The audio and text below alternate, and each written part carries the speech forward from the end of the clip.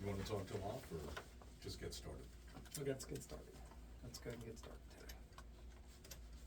Crank this thing up so I can hear, and then here. We're good, right? Ready? 3, 2, 1. Hey folks, welcome back to Your Frederick Real Estate Update. I am Darren Aho with RE/MAX Results, bringing you over 21 years of experience in the Maryland and the PA region. Hope you guys are all having a wonderful, wonderful weekend out there. And today, it's a special day for me. 5-3, that's the big number. And the man, the myth, the legend, he is at an undisclosed location. Let's see if we can get him on the phone here. Terry, are you there? Thank you very much. Appreciate it. There we go. Got one more. That's it. I'm halfway through my life. I'm going to be 106, so I'm halfway there. Thank you. All right, let's get... Yep, thank you. Let's get right on into it. What is happening in the mortgage world this past week? Clear, we are taping this before Friday, so the jobs numbers coming out Friday the 5th, okay? And we're pre-taping this show, so that is going to be a huge, huge, huge number. So I can't talk about it now, but what I can talk about is on Wednesday, they had a preliminary talking about jobs. They have what's called the JOLT, and the JOLT survey, JOLTS, it basically stands for Job Openings and Labor Turnover Survey. And so let's talk about what that did. They were expecting approximately 8.1 million job openings, and it came in lower than that. So that wasn't great news. So at 7.6 million, it came in much lower. So what you basically had with the JOLTS report is that wasn't great news because, we talked last week about how much are they going to cut? How much are they going to cut in September? A lot of people are saying a quarter. Terry Kernan here, I'm saying a half. And you asked about 3/4. Well, what we don't want is we don't want negative information. And that JOLTS report really wasn't good news for the economy. So people took money and they put it into the bond market as a safe haven, which brought our rates down, which continues the momentum that we're seeing going towards lower rates. We had kind of been in a holding pattern, and like I said, this is technically Saturday, but I'm not going to know yesterday's job reports until I can get them. So that's kind of what's going on. The momentum, rates are definitely going to get cut. I keep pushing for a half, but don't want to see 3/4 because I'm afraid of the fear factor.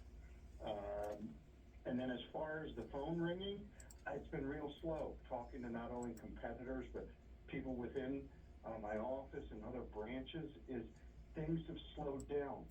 We're all attributing it to summer vacation still, getting the kids back to school, winding things up, but we're also attributing it to people sitting on the sidelines, not jumping into the game because rates are coming down and they don't want to, get a loan now when you can get something cheaper, a month from now. So that's kind of what's going on. All right. Yeah, that makes perfect sense and all that. I'm seeing that obviously with the buyers that, we're working with. A lot of them set up probably 40 or 50 searches I feel like we got going on. Everybody's sentiment is pretty much let's see if interest rates come down a little bit and we get through the election.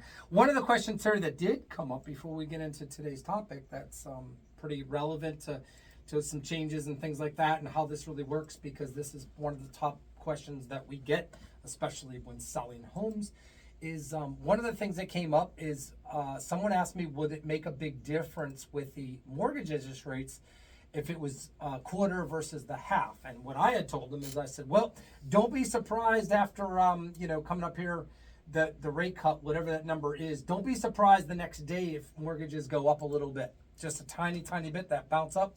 And then after that, they just trickle down to some degree to kind of level into what has already been decided and based on all the numbers and things like that. So I'm checking with you. Did I give these guys the right answer without calling you first? Yes, you gave them the right answer. Generally, when they cut rates, people are going to get excited and they're going to put money into the stock market. Where do they get that money from to put in the stock market?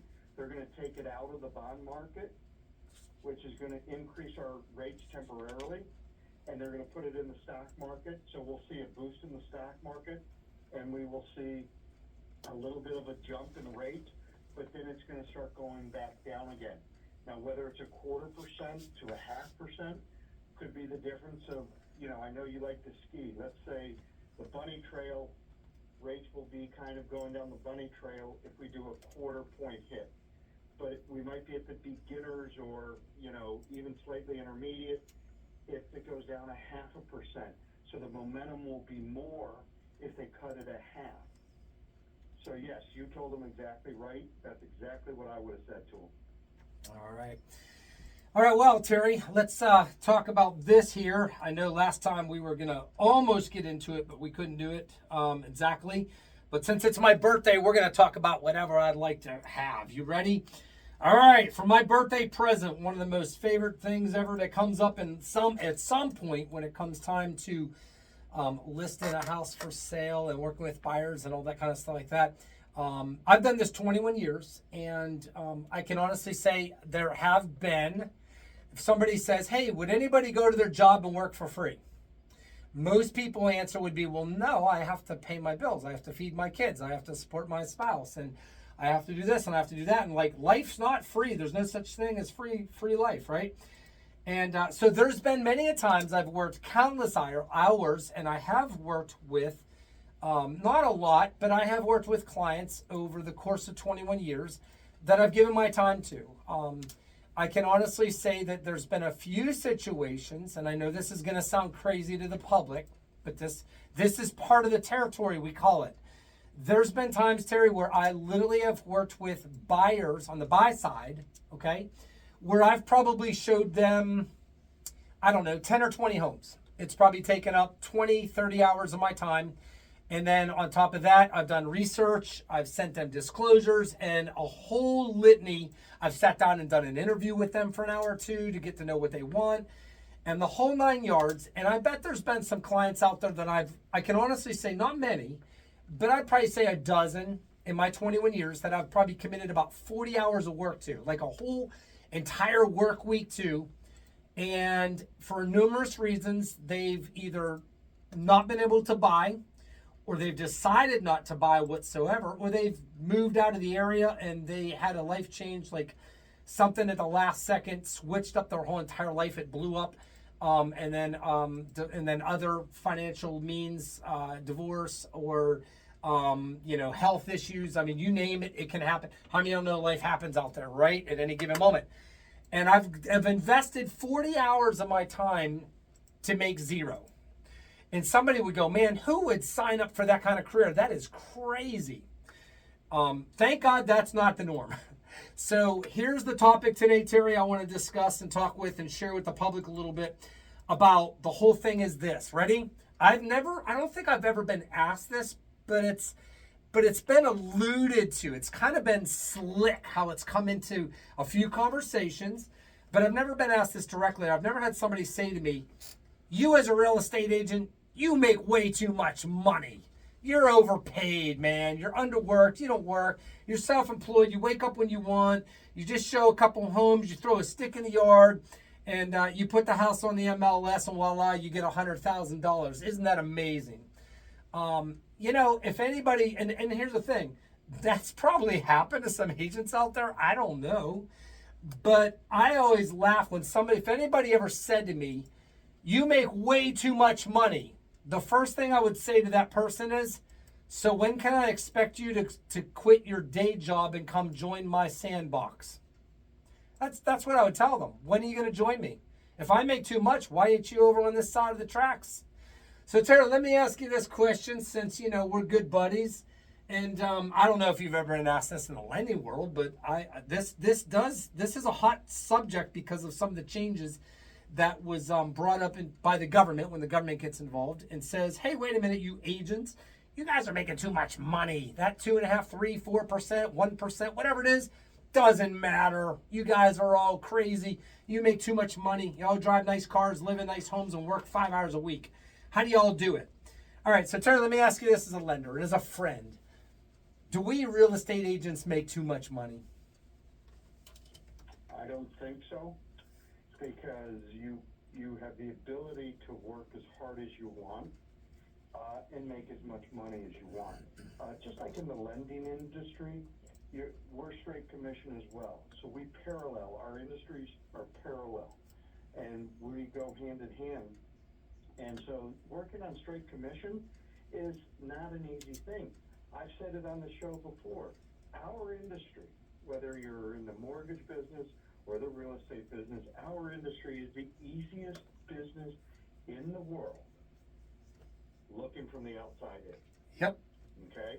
Because exactly what you just said, yeah, you guys don't do anything to earn, but what you don't understand is what we are doing for people and what type of pressure and what type of things that we have to do and how hard it really is to not only originate a loan, like what you just talked about, working with customers for hours and hours and hours and hours and hours, and then them not using you, or them, calling and saying, hey, thanks for all the advice, but my nephew just got in the business, but I'm going to use him.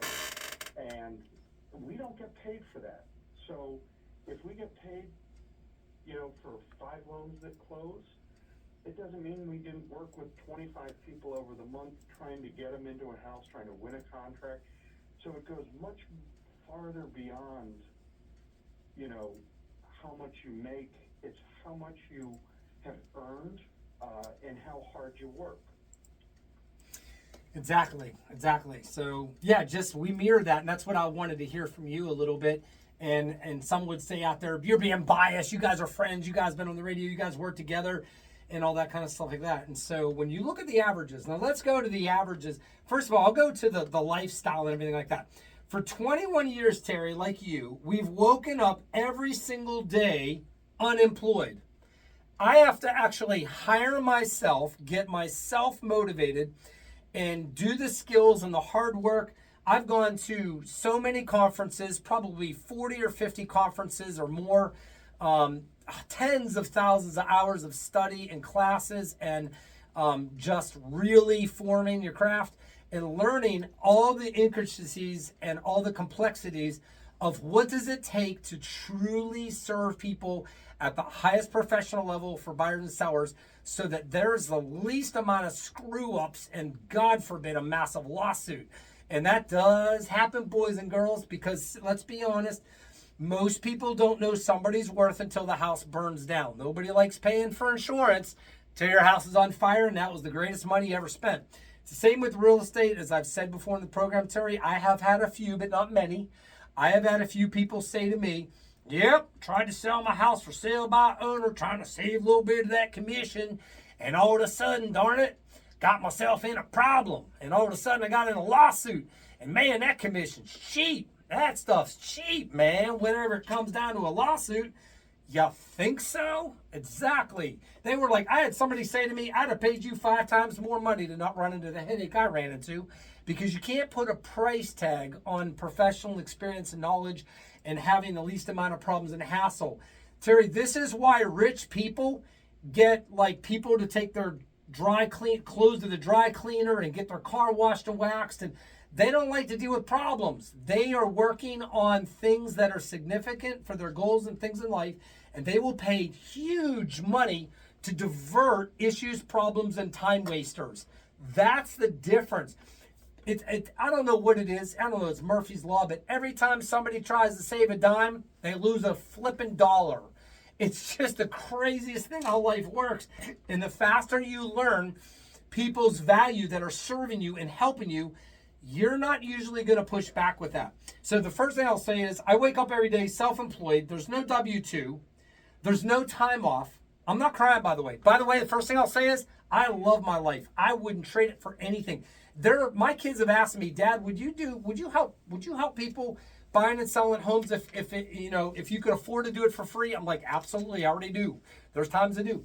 So this is a good question about we're not salary, we're not hourly, there's no W-2, there's no benefits, there's no medical, there's no matching, there's none of that. Like, everything's on us. Oh, by the way, we're at the highest tax bracket because we have to pay our own matching.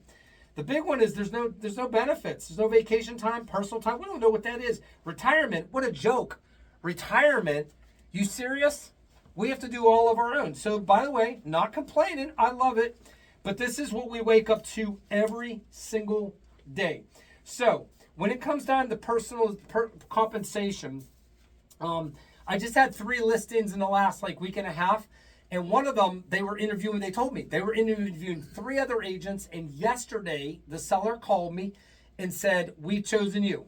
And I said, wow, I'm honored. Thank you so much. This is going to be great. My team, we're going to love it working with you and helping and serving you guys. Okay. And I said, just out of curiosity, what's the difference between me and 3 other agents? Why did you choose me versus others? And they basically said, it's my birthday, I'm going to toot my horn. They said, you absolutely buried them with information, knowledge, and experience. And you made us laugh a lot through the process of interviewing you, and you were interviewing us. And we just knew that you were going to be a really good fit. We knew this was going to be a good experience, and you've never had any problems. You have nothing but great reviews for the most part. And so that's what they said. They just said, we feel comfortable. And you were willing to cut our grass and bring your box trailer and take a few things away from our house because it's an estate sale. And that's the deal. Here's the bottom line. They hired me because I was willing to go above and beyond. Not because of what I've already done. It's because they knew what I'm going to do for them, because my word is my word. And they knew it. And they felt comfortable with me. People do business with people they trust and they like, and they know that they're pretty much in good hands and going to have a pretty darn good experience and all that. So I got hired, Terry, because of 21 years and over 700 homes before that appointment last week. That's exactly why. Not talking bad about any other agents. I have no idea what anybody else was presenting, and it's none of my business, and I'd never ask. In fact, I didn't even ask the names of who they interviewed, and did my research, and I was checking them out and all that stuff and seeing what their stats are, their Zillow reviews. I never do that. I could care less. I do what I do. I stay in my lane. This is what you get. You either want it or you don't want it. And if you don't, there's 5 more people getting ready to call me any minute. And that's how I've pretty much handled my business from day one. So what are some of your thoughts on that? Well, yes.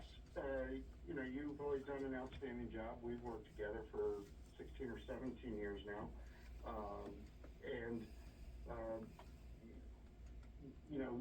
You earn, so Ben Franklin, I love Ben Franklin, and I love some of his quotes.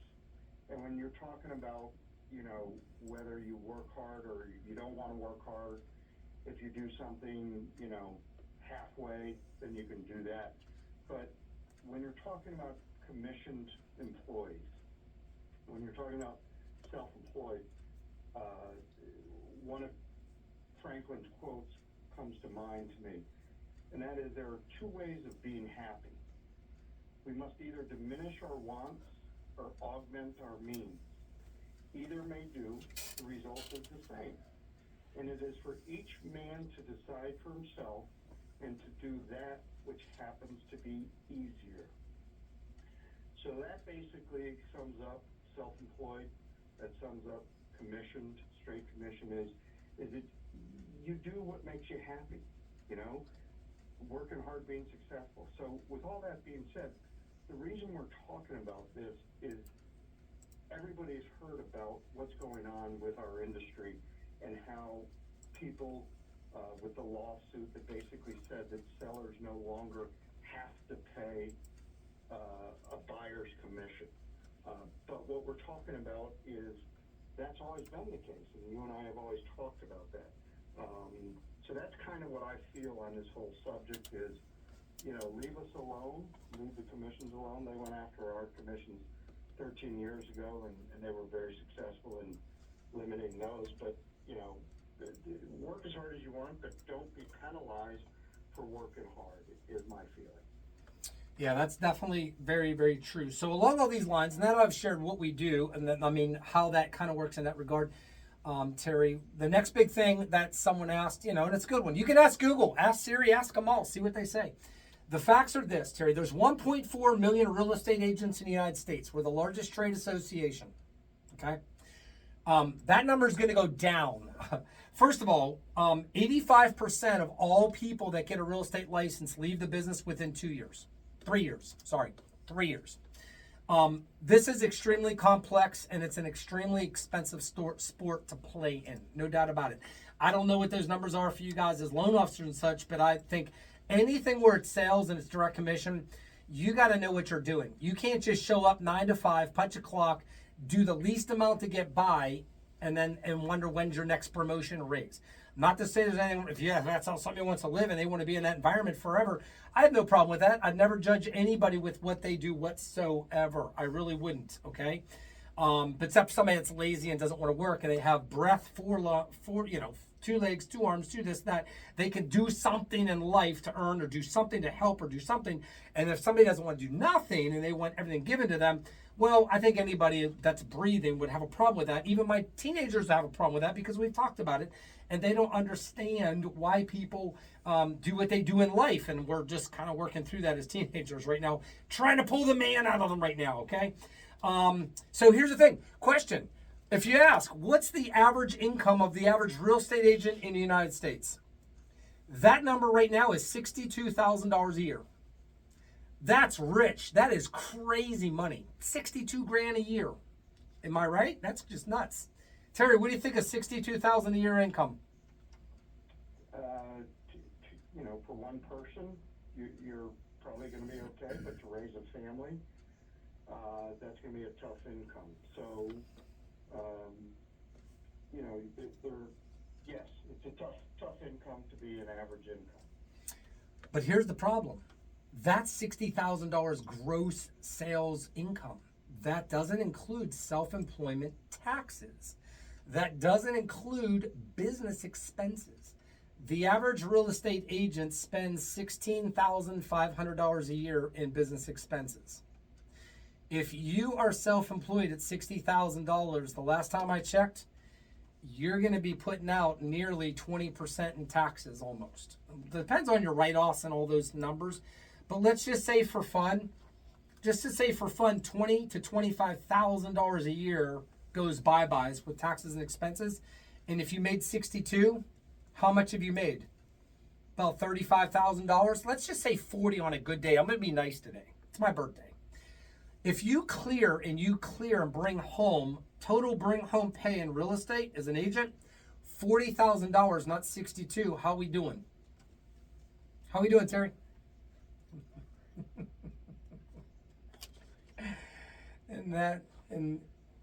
Yeah. But wait a minute. Everybody says and thinks out there we do hardly anything and make a gazillion dollars. This is the rub. Come on now. If I'm offering a job and I say, hey, look, come on, work with me. I'll see you 60 hours a week. Oh, by the way, weekends and nights and all kinds of crazy times. And you may even write a contract at 11 o'clock at night, which I've done many times. You're going to get paid about $40,000 a year after all is said and done. First 1-2 years on a good year. That's the average. Like, let's get you to average right away. I don't know a lot of people is going to sign up for that at all, much at all. I just don't. And here's the thing. A lot of people get into this because they think everybody's making gazillions of dollars until the first year or two, and then they go, who lied to me? Somebody lied to me in this business. That's because you didn't know what you didn't know till now you know. So I encourage people, Terry, I encourage agents that have been in this for a year, don't give up yet. You can't give up. You gotta press through. You gotta earn your wings. You do. You gotta earn your wings. It just doesn't come free, guys. So, all right, I'm done with that. $62,000 a year is the average. By the way, with all the changes and where the market is and what's happening, there's 1.4 million agents in the United States. I think we're going to lose next year about 200,000. Somebody says, well, Darren, you should be happy about that. I'm not happy about it. I'm really not. It's terrible. It's not good. You know why? Because I don't want to see 200,000 people struggling more in this country. That's why. Okay? Yeah. Am I going to have more chance to get more business? Absolutely. And definitely when things get more tough, of course it's going to be easier for me to get more business. But that's not a good feeling. That's not the position I like. I want to see everybody succeed. And that's why I have taken on brand new agents and I mentor them and I help, because I want to see people succeed. You know why? Because 21 years ago, an amazing lady named Janet Brown took me under her wing as if I was her son, and for 3.5 to 4 years poured her entire life into me with her husband and Huey and that awesome family to help me to get to the next levels, to get to where I am today. So I want you to speak on that, and then we got 2 minutes. Go ahead. So, sales comes down to usually one thing, and that is who's doing the business.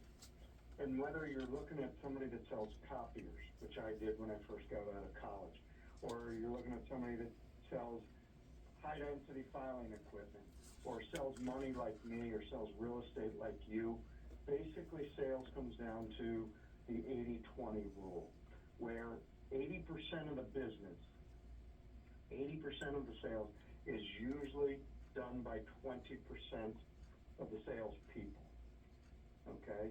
So it goes back to, people don't always look at the average of what an agent makes. They look at the top 20%, and they're saying, these people who work very hard are making too much money, so therefore we gotta do something about that. And that's what's wrong in my mind. And that's what's awful.